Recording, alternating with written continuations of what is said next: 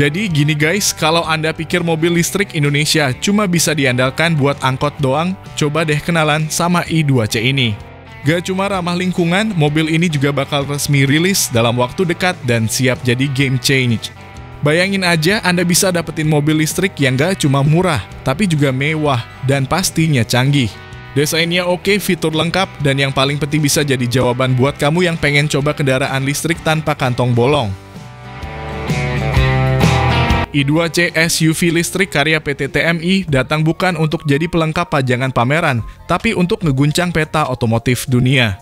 Desainnya membawa identitas Indonesia tanpa teriak-teriak. Performa dan filosofi pengembangannya dikemas serius. Tapi gaya penyampaiannya tetap santai. Kayak ngobrol sama teman di bengkel sambil ngopi. Teknis tapi nggak bikin ngantuk.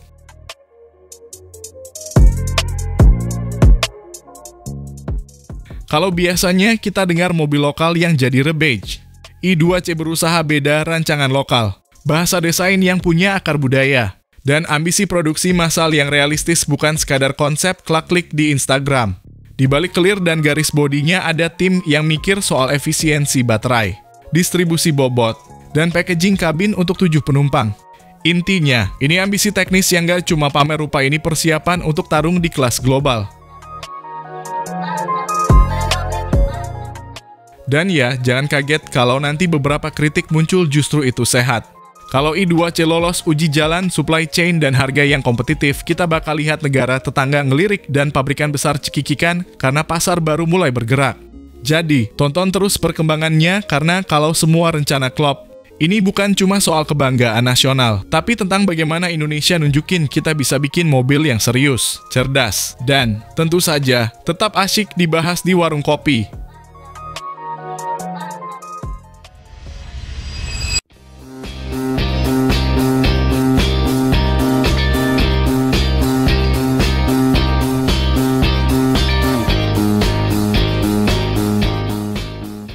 Halo semua, selamat datang di channel Oblitz.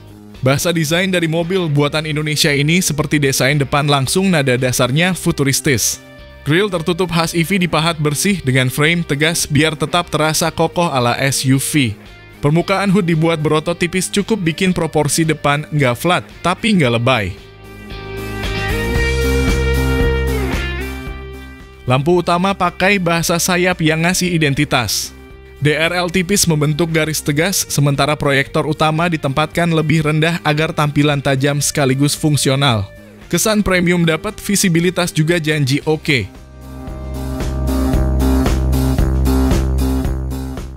Bumper depan diracik 2 lapis, bagian atas clean, bagian bawah diberi intake dan skid look supaya aura petualangnya nggak hilang.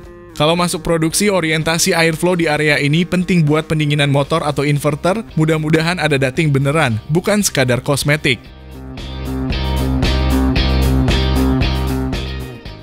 Dari samping, garis sabuk jendela naiknya pas ngasih rasa dinamis tanpa bikin kabin terasa sempit. Pilar D dirapikan supaya bahu belakang berisi ala SUV keluarga yang punya stance kuat. Pintu besar, akses kursi baris ketiga harusnya gampang. Velg desain multi-spoke aerodinamis yang nggak kaku. Idealnya ukuran 18-19 inci biar enak dilihat tapi masih nyaman. Kalau TMI main di aero cap velg, efek drag turun dikit-dikit tapi real, lumayan buat nambah efisiensi WLTP.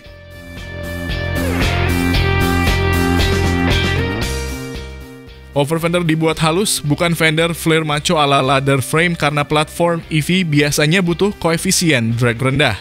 Garis karakter di sisi bodi juga nggak kebanyakan, bikin panel lebih tenang dan gampang diproduksi.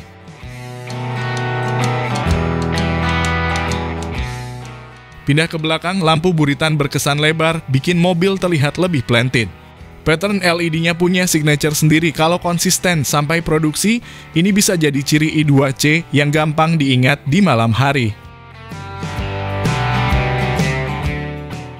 Bumper belakang nggak norak. Diffuser style tipis cukuplah buat menutup bagian bawah yang biasanya ramai komponen. Kalau ada underbody paneling rapi sampai ujung, itu plus buat aerodinamika dan kebisingan jalan.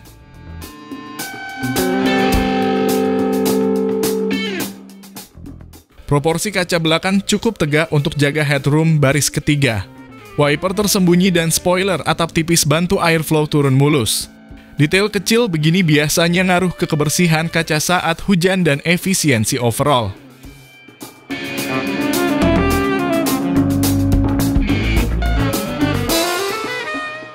Masuk ke kabin secara konsep, ekspektasinya layout 3 baris, 7 penumpang.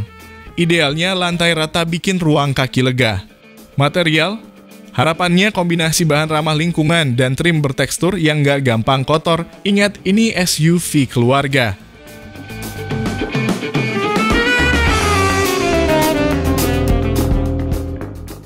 Soal rasa berkendara, tuning suspensi akan jadi kunci.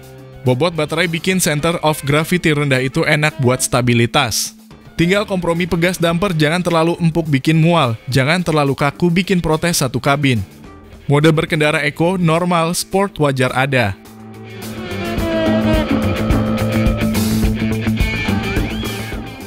Paket keselamatan aktif, standar zaman now. Tantangan utamanya integrasi radar kamera yang presisi di jalanan Indonesia yang dinamis. Kalau TMI main serius di ADAS, kalibrasi lokal wajib.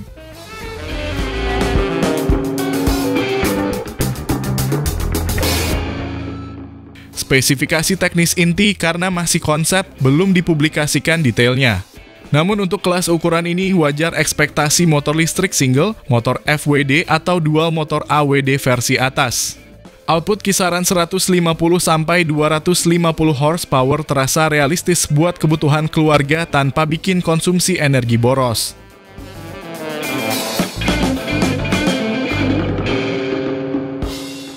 Konfigurasi baterai lagi-lagi perkiraan realistis untuk produksi massal, kapasitas di rentang 60-70 kWh bakal jadi sweet spot dengan jarak tempuh climb 350-450 km siklus campuran.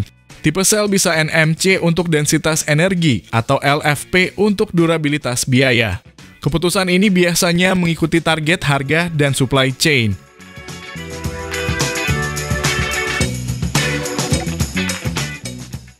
Pengisian daya. Harapan kita onboard charger AC 11 kW biar ngecas di rumah lebih efisien. Plus DC fast charging yang sanggup minimal 100-150 kW supaya 10-80 bisa di 30 menitan.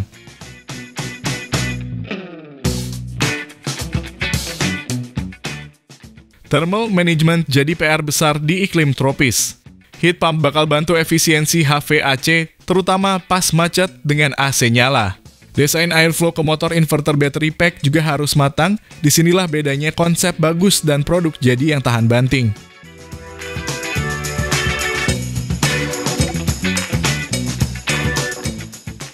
Urusan sasis, platform dedicated EV akan memanfaatkan wheelbase panjang untuk stabilitas dan ruang kabin.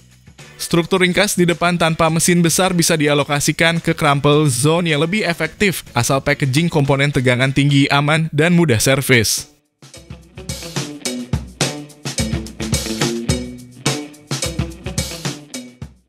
Dengan niat produksi massal, strategi harga harus ramah kantong. Kalau targetnya di bawah $500 miliar, TMI perlu main efisiensi manufaktur dan kandungan lokal. Servis purna jual dan ketersediaan part EV jadi penentu kepercayaan konsumen.